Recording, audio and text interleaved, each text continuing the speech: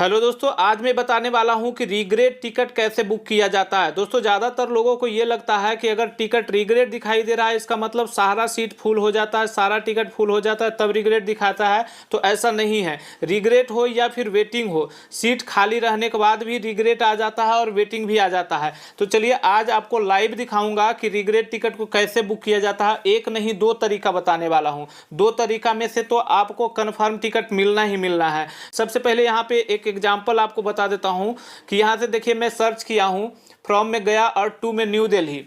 गया से न्यू दिल्ली मुझे जाना है तो मैं गया से न्यू दिल्ली सर्च कर लिया हूं और यहां से मैं डेट को सेलेक्ट कर लिया हूं। डेट को सेलेक्ट कर लेने के बाद देखिए मुझे 8 दिसंबर को जाना है तो 8 दिसंबर पे मैं क्लिक कर दिया हूं। सर्च ट्रेन्स पे क्लिक करता हूं। सर्च ट्रेन्स पे जैसे ही क्लिक करता हूं देखिए उस रूट में सभी जाने वाली ट्रेन यहाँ पे शो करता है। तो यहाँ पे मैं चेक करता हूँ। देखिए महाबोधि एक्सप्रेस को मैं चेक कर लेता हूँ। महाबोधि एक्सप्रेस में 67 वेटिंग दिखाई दे रहा है वही डेट में। और मैं देखिए यहाँ पे नीलांचल एक्सप्रेस को मैं क्लिक करता हूँ। नीलांचल एक्सप्रेस में देखिए रिग्रेट हो गया है। अब मैं और देख लेता हूँ Howrah Bikaner super fast express, इस पर भी मैं क्लिक करता हूँ तो यहाँ भी देखिए रिग्रेट दिखाई दे रहा है। देखिए Howrah Bikaner super fast express 12371 train number हो गया। अब मैं यहाँ से बैक आ जाता हूँ। अब आपको क्या काम करना है, सबसे पहले मैं देखिए यहाँ पे दो तरीका बताने वाला हूँ कि रिग्रेट टिकट को कैसे बुक करेंगे। उसका दो तरीका बताने वाला हूँ। वीडियो पे एंड तक बने रहेंगे। अभी के बाद बिना स्किप किए हुए वीडियो को देखेंगे। इन्फॉर्मेशन अच्छा लगेगा तो एक प्यारा सा लाइक कमेंट जरूर करना, क्योंकि आपका लाइक कमेंट हमें मोटिवेट करता है। तो सबसे पहले क्या काम करना है कि यहाँ से देखिए आप कन्फर्म टिकट एप्लीकेशन को ओपन कर लेंगे। कन्फर्म टिकट एप्लीकेशन से सिर्फ आपको चेक करना है कि सीट कहाँ पे अवेलेबल है। बुक आप जिस भी एप्लीकेशन से करना चाहते हैं, आईआरसीटीसी से करना चाहते हैं तो आईआरसीटीसी से करना, लेकिन चेक करने के लिए आपको कन्फर्म टिकट एप्लीकेशन का जरूरत होगा। कन्फर्म टिकट एप्लीकेशन में ही चेक होगा। लेकिन अगर आप इस तरह से गया और न्यू दिल्ली फिल करके चेक करते हैं तो यहीं पे मिस्टेक होता है। चलिए इसका भी मैं प्रोसेस बता देता हूँ। दो तरीका जो है, तो पहला तरीका मैं इसमें बता देता हूँ कि कैसे करेंगे। तो सबसे पहले देखिए यहाँ पे मैं गया फिल कर लिया हूँ, क्योंकि गया से मैं न्यू दिल्ली जाने वाला हूँ। तो यहाँ पे फर्स्ट में मैं गया फिल कर लिया हूँ और सेकेंड में मैं न्यू दिल्ली फिल कर लिया हूँ। अब मैं यहाँ से डेट को सेलेक्ट कर लेता हूँ। 8 दिसंबर। यहाँ से मैं 8 दिसंबर सेलेक्ट कर लिया हूँ। अब सर्च ट्रेन्स पे क्लिक कर देता हूँ। सर्च ट्रेन्स पे जैसे ही क्लिक करता हूँ उस रूट में सभी जाने वाली ट्रेन यहाँ पे शो कर जाता है। अभी मैं एक ट्रेन को एग्जाम्पल लिया था, Howrah Bikaner super fast express. इसका ट्रेन नंबर है 12371 और ये देखिए यहाँ पे रिग्रेट दिखाई दे रहा है। ये भी पूरा रिग्रेट हो चुका है। लेकिन दोस्तों यहाँ पे कुछ एक्स्ट्रा अमाउंट लगने वाला है, लेकिन आपको टिकट कन्फर्म मिल जाएगा।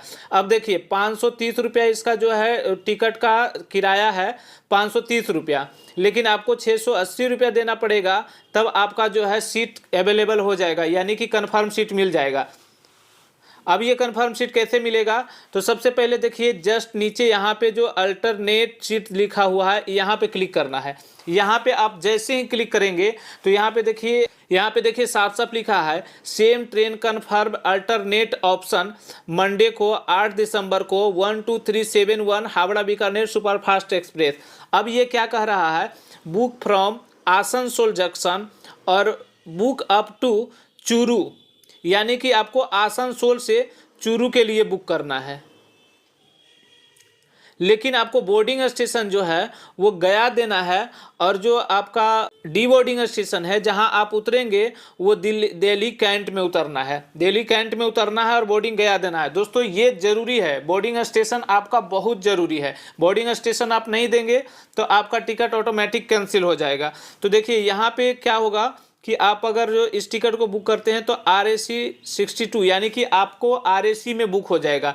चलिए अब मैं चेक कर लेता हूँ। यही ट्रेन में देखिए ट्रेन नंबर है 12371, आसनसोल से चूरू बता रहा है। यहाँ पे फिर से देख लेते हैं एक बार। फिर देखिए यहाँ पे आसनसोल से चूरू के लिए बुक करना है। अब मैं IRCTC एप्लीकेशन को ओपन कर लेता हूँ और ट्रेन पे क्लिक करता हूँ, बुक टिकट पे क्लिक करता हूँ और फ्रॉम में यहाँ पे मैं आसनसोल फिल कर लेता हूँ, क्योंकि आसनसोल से वहाँ पे बता रहा था तो मैं आसनसोल यहाँ पे फिल कर लिया हूँ। और न्यू दिल्ली के जगह पे मैं फिल कर लेता हूँ चूरू।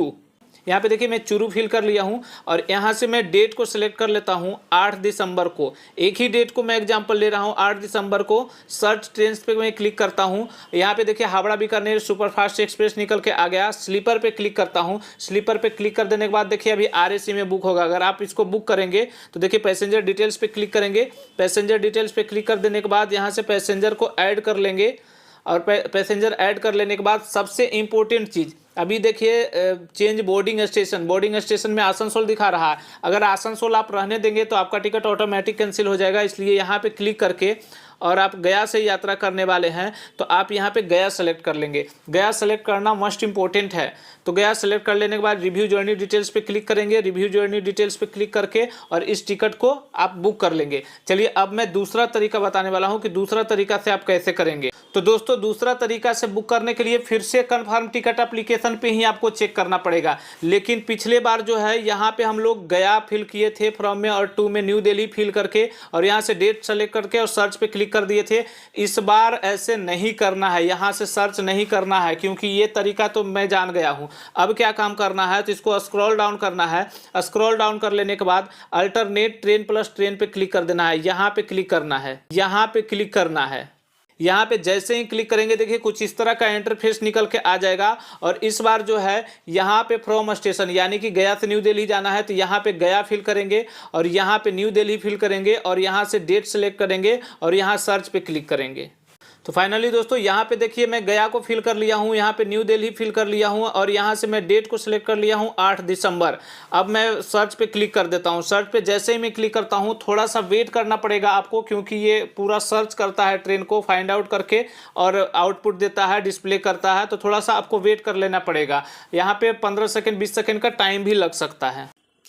तो दोस्तों फाइनली यहाँ पे रिजल्ट निकल के आ गया है और यहाँ पे देखिए बता रहा है 2 ट्रेन से यात्रा करने के लिए।